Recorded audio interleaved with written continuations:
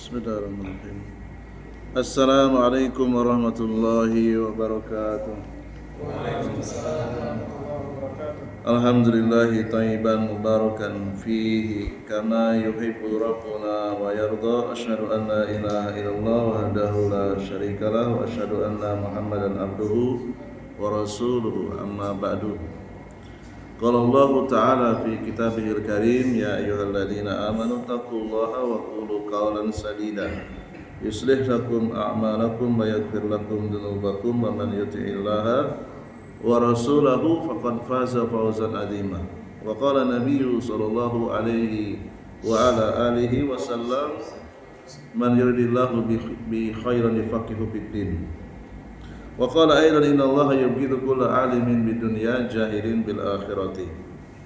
Jamaah salat maghrib Masjid Muhammadiyah Darul Hasan rahimani wa rahimakumullah. Alhamdulillah, kita bersua kembali dalam kajian rutin membahas akidah Nabi Muhammad sallallahu alaihi wa ala alihi wasallam dan para sahabatnya ridwanullah alaihim ajmain. Referensi yang dipakai pada malam hari ini yaitu kitab Hadhihi Aqidati Aqidatu Ahli Sunnati wal Jamaati. Inilah akidah saya, akidah Ahli Sunnah wal Jamaah, yang ditulis oleh Syekh Abdul Aziz Ar-Razihi hafizahullahu ta'ala. Qala al-mu'allifu hafizahullahu ta'ala, al-imanu fil hukmi bil kufri wal imani. Beriman adanya pembagian status manusia. Ada yang kafir, ada yang mukmin. Ya, ada yang kafir, ada yang beriman. Dan kalau kita cek secara kuantitas, ketik gitu ya, misalnya number of Muslim in the world gitu ya, atau jumlah manusia di dunia berapa. Jumlah orang yang beragama Islam kurang lebih 1,5 sampai 2 miliar dari total jumlah manusia sekitar 7 hingga 8 miliar. Boleh nanti dicek lagi ya. Jadi sebenarnya yang beragama Islam itu minoritas kalau dibandingkan dari jumlah total manusia. Ya. Wala ukafiru ahadan min ahlil kiblati bidambin. Akidah Nabi Muhammad sallallahu alaihi wasallam dan para sahabat, mereka adalah orang-orang yang tidak bermudah-mudahan mengkafirkan ahli kiblat. Ahli kiblat siapa maksudnya? Muslim. Ciri kelompok ahlu sunnah wal jamaah tidak mudah mengkafirkan seorang muslim yang melakukan suatu dosa, ya, dosa-dosa besar. Malam yastahilla amrun ma'luman minad dini bidururati tahrimuhu. Dosa besar yang telah diketahui dengan pasti status keharamannya, baik oleh orang alim ataupun oleh orang awam. Ya, contohnya apa? Perbuatan yang jelas-jelas haram diketahui orang alim maupun orang awam. Ya, contohnya misalnya berzina, ya, kemudian membunuh tanpa hak, ya, mencuri, ya, barang orang lain, menjual barang yang tidak jelas, ya, tidak jelas sertifikatnya, nggak jelas, ya, mengambil sertifikat yayasan orang lain misalnya, ya, durhaka kepada orang tua, gitu ya, berbuat kezaliman dan seterusnya, ya. Perbuatan-perbuatan orang awam pun tahu kalau ditanya ini adalah haram. Mengkonsumsi makanan minuman yang haram. Ya, tidak hanya orang alim, orang awam pun tahu itu namanya apa? Amron ma'luman minad dini bidururah. Bahasa Arabnya kayak gitu. Perkara-perkara yang sudah pasti diketahui bidururah, dengan pasti, tahrimuhu, keharamannya. Nah, kalau ada orang yang melakukan keharaman-keharaman tadi, ya, kita tidak boleh mengkafirkannya. Ya. Malam yastahilla, selama dia tidak menghalalkannya. Umpamanya gini ya, dia sudah ketahuan mencuri sertifikat yayasan orang lain, udah dinasihati ya, berkali-kali. Selama dia belum mengucapkan dengan lisan, oh nggak apa-apa, yang penting digunakan untuk kebaikan misalnya. Ya. Sebelum dia menghalalkan, maka kita tidak boleh mengkafirkannya. Zina itu nggak apa-apa selama suka sama suka misalnya. Ya. Yang haram itu kalau memperkosa misalnya, gitu ya. Perkosa apalagi ya. Jadi zina itu haram walaupun suka sama suka. Nah, dia mengatakan nggak apa-apa, halal, boleh, walaupun tidak dengan kata-kata halal ya. Apa salahnya saya ya berzina atau bersetubuh ya dengan wanita yang saya senangi, dia pun suka dengan saya. Ya, saya nggak bisa dilaporkan secara pidana. Kami bukan suami istri, kami suka sama suka. Ya itu hukum positif, tetapi hukum syariat itu haram. Ya, haram. Nah, sebelum dia mengucapkan kata-kata nggak apa-apa, boleh-boleh saja. Selama dia tidak mengucapkan seperti itu, maka kita tidak boleh mengkafirkannya. Ya. Kalaupun dia misalnya menghalalkannya, maka harus diperiksa. Dia menghalalkannya karena ada syubhat, karena kebodohan, atau karena kesengajaan, dan tidak termasuk orang yang jahil. Itu harus diperiksa dulu. Yang memeriksa siapa? Orang yang ahli agama, bukan orang awam sembarangan, nggak boleh. Ya. Seseorang misalnya mengatakan, siapa yang tidak percaya kalau menyentuh saya itu sama dengan menyentuh Allah, maka dia keluar dari Islam misalnya. Nah, itu perkara yang orang awam juga tahu ya. Jangankan menyentuh manusia, menyentuh Allah itu sesuatu yang mustahil di dunia. Di akhirat itu nggak bisa menyentuh Allah ya. Ada orang yang mengatakan apa? Menyentuh saya seperti menyentuh Allah misalnya. Ada atau tidak? Ada. Ya. Maka orang yang seperti ini sebenarnya dia sudah melanggar akidah dasar ya. Allah itu tidak bisa disentuh. Jangankan disentuh, dilihat saja di dunia tidak bisa. Ya.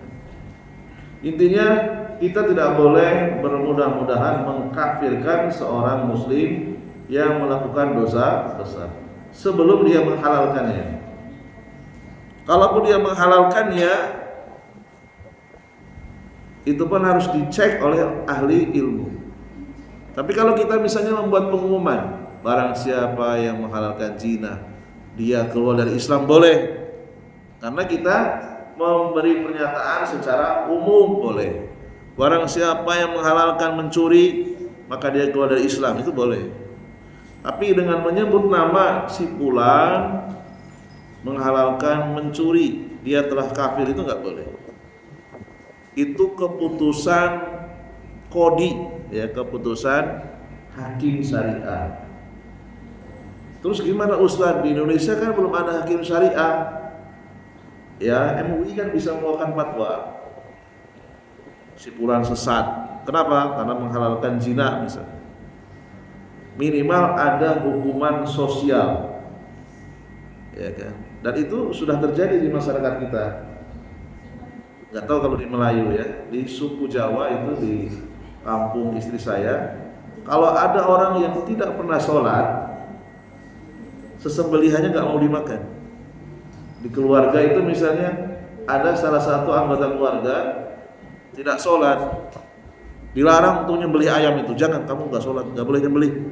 Kalau udah terpaksa disembelih sama orang itu, satu keluarga nggak ada yang mau makan. Itu hukuman sosial itu. Bahkan lebih berat kadang hukuman sosial itu. Ya. Hukuman sosial. Makanya sekarang ada panitia atau organisasi Juleha, juru sembelih halal, harus menulis pernyataan melaksanakan salat 5 waktu. Kalau enggak, dia nggak boleh ikut. Ya, mantap itu, bagus itu. Jadi orang yang tidak sholat dia sadar diri dia, sadar diri dia, malu ya. Sehingga itu salah satu dakwah yang sangat bagus ya. Adanya Juleha, ya. Organisasi juru sembelih halal, mensiarkan orang supaya sholat 5 waktu. Aw yajhadu amran ma'luman minad dini bi darurati wujubuhu. Tidak boleh mengkafirkan seorang muslim yang meninggalkan kewajiban. Ya, meninggalkan kewajiban selama dia tidak menolak kewajiban tersebut. Ada orang meninggalkan sholat, ya, kadang sholat, kadang tidak, kadang sholat, kadang tidak, itu ya. Selama lisannya belum mengucapkan meninggalkan sholat itu boleh, maka dia tidak boleh kita keluarkan dari Islam. Terus bagaimana Ustaz kalau saya punya saudara sama sekali dia nggak sholat, kecuali sholat Idul Fitri dan Idul Adha misalnya, terus gimana? Ya kalau kita nyatakan secara umum orang yang meninggalkan sholat sama sekali berdasarkan ijma sahabat dia telah keluar dari Islam, boleh mengatakan seperti itu. Tapi kalau untuk mengatakan si fulan tidak pernah sholat sama sekali, si fulan telah kafir, itu wewenang hakim syariah. Di Indonesia nggak ada hakim syariah, ya kita berikan hukuman sosial saja. Ya, kita berikan hukuman sosial. Contohnya tadi itu tidak boleh menyembelih, ya. Tidak boleh jadi wali. Cari adiknya atau abangnya yang soleh, yang lebih berhak jadi wali, karena dia nggak mau sholat, berikan hukuman sosial. Boleh seperti itu. Anaknya minta ya sama bapaknya, Pak ya kalau ayah nggak mau sholat, saya mau minta wali nikah saya nanti paman saya, paman atau kakek. Kasih hukuman sosial, gitu ya, supaya dia bertobat. Gitu ya.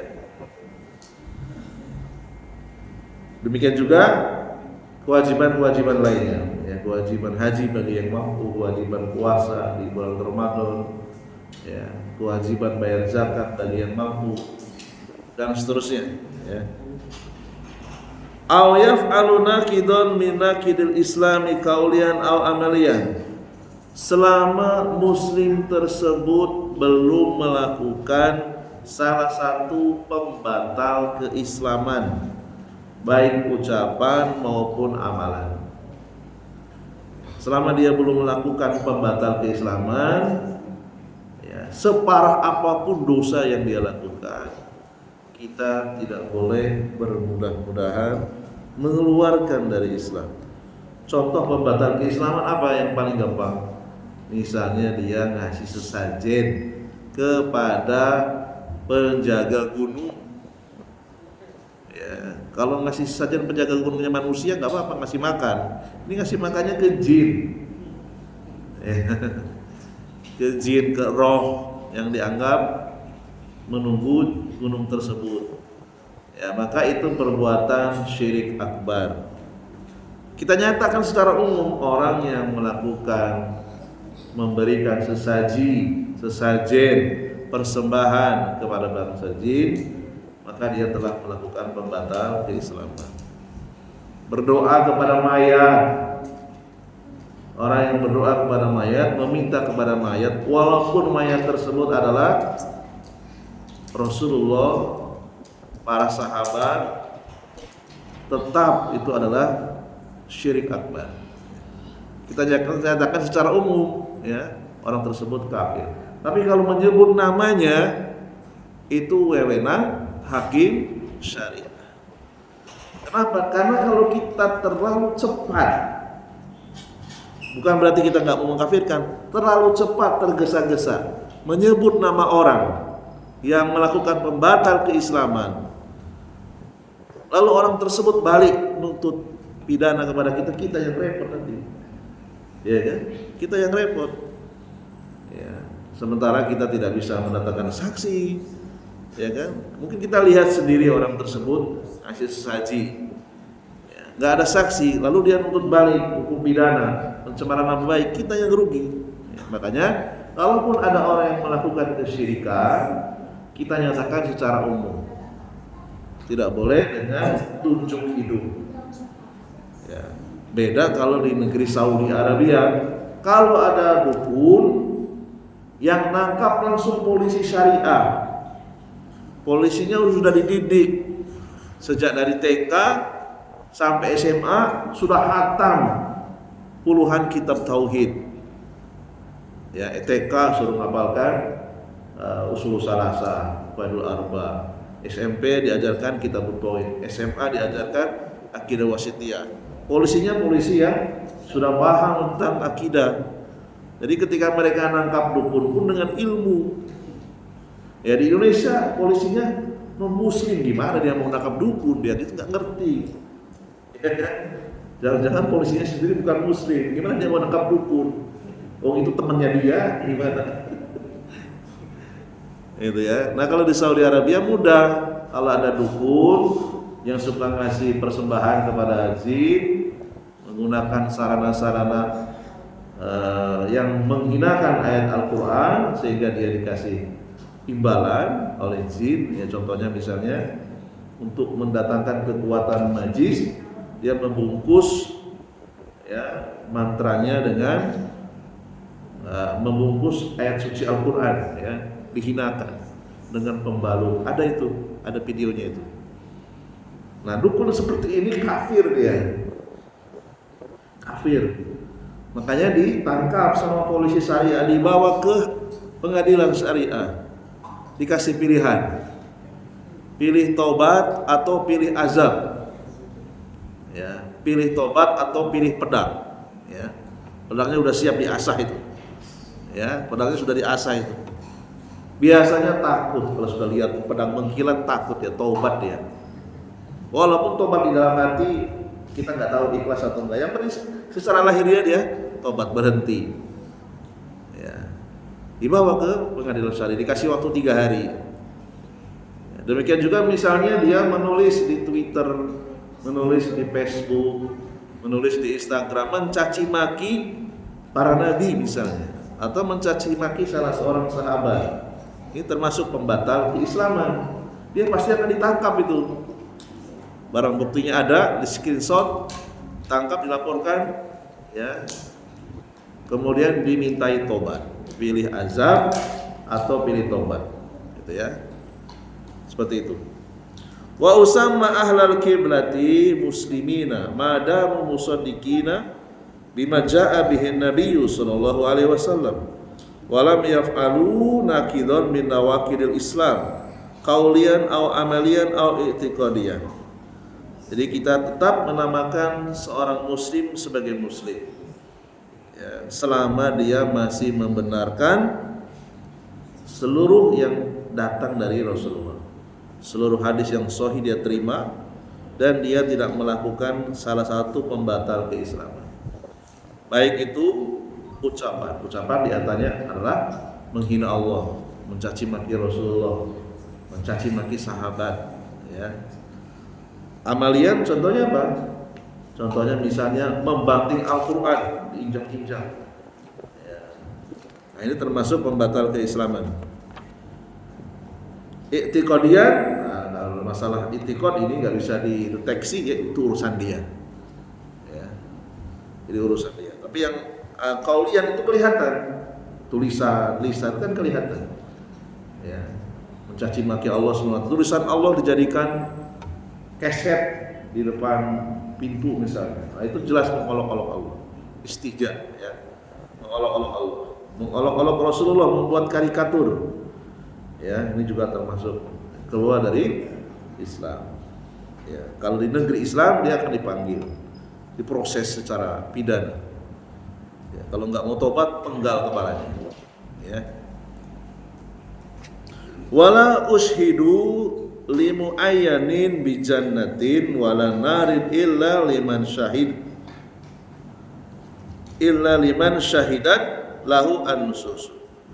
Tidak boleh kita membuat pernyataan seorang muslim yang kita kenal ataupun yang belum kita kenal pasti dia masuk surga sesoleh apapun sebelum ada dalilnya. Ya. Akan tetapi kita boleh mengucapkan ucapan yang sekedarnya mengandung doa. Boleh, semoga dia mati syahid. Boleh. Tapi kalau kita mengatakan si fulan mati syahid, itu nggak boleh. Memastikan seseorang mati syahid itu sinonim dengan memastikan dia ahli surga.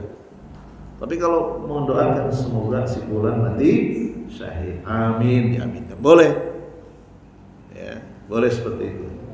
Makanya ada sebagian para ulama yang mengkritik ketika ada orang yang meninggal yang lebih sempurna semoga Allah merahmatinya.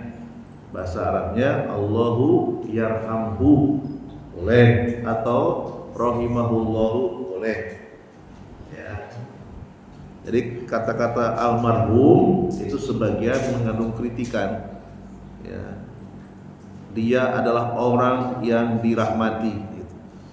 Semacam ada takyin, walaupun mungkin niatnya enggak mentakyin, gitu ya. Kita kan sudah terbiasa gitu ya. Tetangga saya kan sudah almarhum, gitu ya. Saya yakin dia enggak ada maksud, ya enggak ada maksud untuk memastikan orang itu pasti dirahmati oleh Allah. Karena dia lantas saja, ya kan. Tapi kita yang sudah ngerti dasar-dasar bahasa Arab, mestinya diganti dengan yang mengandung doa. Rahimahullahu. Kalau perempuan rahimahullah. Saudari saya kan sudah almarhumah. Itu maksudnya kalau secara bahasa saudari saya orang yang telah dirahmati oleh Allah. Kita nggak bisa memastikan karena itu gaib. Ya gaib. Saya yakin yang ada di masyarakat mereka mengucapkan karena tidak tahu dasar Arabnya. Bagi yang sudah ngaji, ya budayakan kita mengambil pendapat yang lebih aman. Rahimahullahu laki-laki, rahimahullahu untuk perempuan. Ya, karena di sananya ada Allahumma ighfir lahu boleh. Allahumma ya irhamhu boleh. Ya Allah rahmati dia. Intinya mengandung doa. Mau dengan bahasa Arab boleh, dengan bahasa Indonesia boleh. Beda dengan para sahabat yang disebutkan dengan dalil. Ya. Rasulullah pernah naik gunung Uhud. Rasulullah mengucapkan apa? Abu Bakar fil jannah, Umar fil jannah, Utsman fil jannah, Ali bin Abi Thalib fil jannah, dan seterusnya. 10 orang yang disebutkan melalui hadis Nabi. Hadis Nabi adalah dalil. Maka boleh kita mengatakan ya Abu Bakar itu pasti masuk surga. Kenapa? Ada nasnya, ada dalilnya. Ya. Demikian juga kita tidak boleh memastikan orang yang berbuat dosa besar itu pasti masuk neraka. Ya. Demikian juga orang-orang yang kafir yang kita kenal, si fulan pasti masuk neraka, tidak bisa. Ya, kita hanya bisa memberikan pernyataan umum orang yang sampai akhir hidupnya belum masuk Islam, dia pasti masuk neraka. Adapun dengan menyebut nama itu gaib, perkara gaib. Walaupun tetap kita memperlakukan dia sebagai seorang non-muslim karena dia tidak pernah mengucapkan kalimat syahadat. Ya kita perlakukan sesuai dengan lahiriahnya. Ya. Orang-orang yang sudah disebutkan kafir, ya kita kafirkan. Ya, secara umum orang-orang di luar Islam semuanya kafir berdasarkan surat Al-Kafirun. Demikian juga orang-orang yang disebutkan namanya Fir'aun, Qarun, ya. Kemudian orang-orang kafir Quraisy yang namanya disebutkan Abu Jahal misalnya, Abu Lahab, kemudian orang-orang Quraisy lainnya yang disebutkan oleh hadis dia adalah kafir. Gitu ya. Jadi berdasarkan dalil. Berapa menit lagi? 5 menit lagi. Mungkin ada diskusi mungkin ya. Saya cukupkan dulu. Nanti bisa dilanjutkan. Subhanakallahumma wa bihamdika asyhadu an la ilaha illa anta astaghfiruka wa atubu ilaik. Silakan kalau ada diskusi.